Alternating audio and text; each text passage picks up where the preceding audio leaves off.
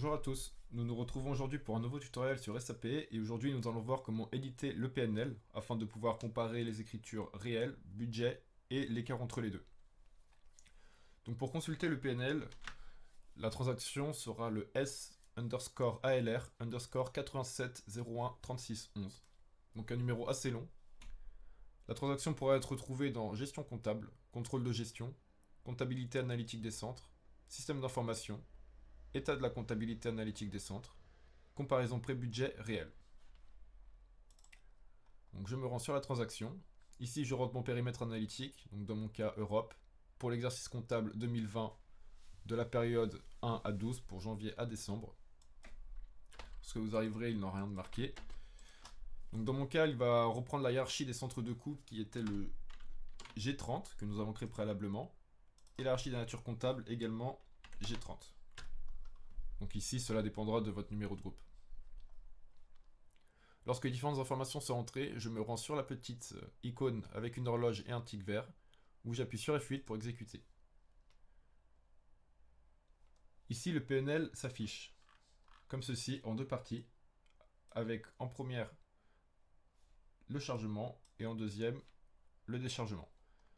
Et à la fin ici, nous pouvons voir qu'il y a une sur- ou sous-absorption qui correspond à mes cash flows. Donc ici, je peux comparer les différentes données avec mon PNL que j'ai créé sur Excel, par exemple. Mais si je souhaite plus de détails, par exemple par centre de coût, je peux me rendre sur la gauche de l'écran et me rendre par exemple dans mon centre de coût européen Adidas Europe, où ici je vais avoir le réel, le budget et l'écart. Et à partir d'ici, il va être plus simple de comparer avec mon PNL créé sur Excel.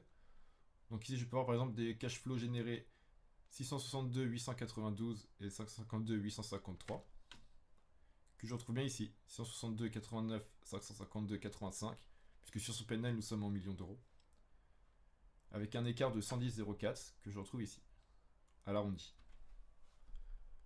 Et de ce fait, je peux me rendre dans les différents centres pour voir et comparer avec mon PNL.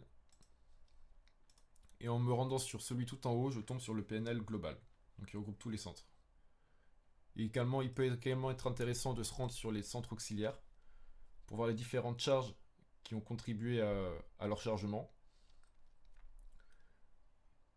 et le déchargement total dans les différents centres. Voilà, vous savez maintenant comment vous rendre sur votre PNL et pouvoir comparer vos résultats. Bon courage!